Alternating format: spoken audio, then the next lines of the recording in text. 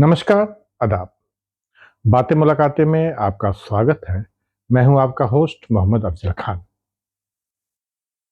सवाल ये उठता है कि आखिर मुगल काल के जो बादशाह थे, वो अपने राजकुमारियों की शादी क्यों नहीं करते थे? जैसा कि हम सभी जानते हैं कि मुगल काल में जितने भी बादशाह गुजरे हैं, किसी ने 5, किसी ने 10, किसी ने 15 शादियाँ की थी, व्याप्त उनका हरम होता था। लेकिन अपनी बहन, बेटियाँ या यूँ कहिए कि राजकुमारियों की शादी नहीं करते थे। कहा जाता है कि अकबर ने एक फरमान जारी किया था कि राजकुमारियों की शादी नहीं की जाएगी, लेकिन ये अफ़वाह है, झूठ है। अगर आप ऐतिहासिक तथ्यों को और किताबों को देखेंगे, अकबर के दौर का आईन अकबरी या अकबरनामा, इस तरह की किताबों में कहीं भी इस बात का ज़िक्र नहीं है कि सरकारी हुक्म था कि राजकुमारियों की शादी नहीं की जाएगी। जैसे हम सभी जानते हैं कि 1526 में बाबर हिंदुस्तान आए थे और इब्राहिम लोदी की फौज को हराकर यहाँ पे मुगल एम्पायर का नींव डाली थी और 1526 से लेकर 1857 तक मुगल का दौर रहा। और इसमें सिर्फ दो बादशाह जो थे, उन्होंने दो बादशाह, अकबर ने 1556 से 1606 और औरंगजेब 1656 से 1707, यानी दो बादशाहों ने मिलकर 100 साल की हुकूमत की। लेकिन सच्चाई ये भी है कि वाकई मुगल काल में देखा जाए तो पता चलता है कि वाकई राजकुमारियों यानी कि शादियां नहीं होती थी।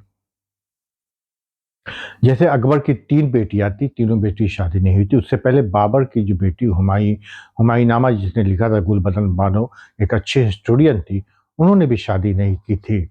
शाहजहां की भी बेटी की शादी नहीं हुई थी, जिसका नाम जहाँ आ रहा था। औरंगजेब की 6 बेटियाँ थीं, जिनकी किसी एक की भी शादी नहीं हुई थी और उनकी एक बेटी ज़ैबुन्निसा तो बहुत ही मशहूर रही हैं और ख़ासतौर वो एक अच्छी शायरा थीं। तो एक मिलता है कि 1 या 2 राजकुमारियों की शादी हुई है, लेकिन अधिक राजकुमारियों की शादी नहीं हुई। सवाल ये पैदा होता है कि क्यों शादी नहीं हुई थी? इसके कुछ कारण हैं जो मैं आपको बताता चलूँ कि पहला तो ये था कि एक जो बादशाह होते थे, उनके दिल में एक डर और खौफ था कि अगर हम शादी कर देते हैं तो हो सकता है कि राजकुमारी की जो शादी होगी तो उनके होने वाले दामाद या बहनोई जो है, सत्ता के लिए उनके लिए खतरा हो सकते हैं, उन पे हमला कर सकते हैं या उनके खिलाफ विद्रोह कर सकते हैं। दूसरा, 4-4 5-5 बहनें या बेटियाँ होती थी, अगर सबकी शादी हो जाएगी तो दामादों में एक कॉम्पिटिशन हो जाएगा जो सत्ता के लिए एक खतरा हो सकता है।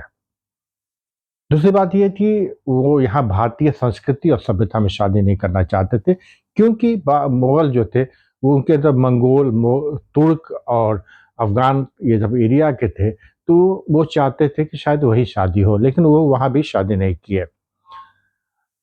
उसके अलावा दामाद का एक अलग भारतीय संस्कृति में मुकाम है, उनकी एक अलग इज़्ज़त है, एक तरह से झुक कर रहना पड़ता है और मुगल शायद इसे पसंद नहीं करते थे। तो ये डिफरेंट रीज़न थे जिसकी वजह से मुगल काल में राजकुमारियों की शादी नहीं हुई। मगर ये भी सच है कि शादियाँ नहीं होना, ये एक गलत मैसेज जा रहा था कि समाज में कि शादियाँ राजकुमारियों की नहीं हुई। अच्छा, यहाँ सिर्फ़ शादियों की बात नहीं है, ऐसी बात नहीं है। हमको लगता है कि सिर्फ़ मुस्लिम राजा ही नहीं, बल्कि हिंदुओं के राजा के यहाँ भी शादियाँ कम ही होती थी महारानियों को, क्योंकि वही सत्ता का डर, सत्ता छीनने का डर था। जैसा कि आप जानते हैं, सिंध के राजा दाहिर ने अपनी बहन से शादी की थी, हालाँकि उनको ज़िंदगी भर बहन ही रखा, लेकिन ये एक मैसेज है, ऐसे बहुत से केस मिलते हैं। मुगल बादशाहों में ने सिर्फ़ ये नहीं कि अपनी बहन की शादी नहीं की या राजकुमारियों की शादी नहीं की, बल्कि मुगल कालीन के किसी भी बादशाह ने जो है हज करने भी नहीं गए।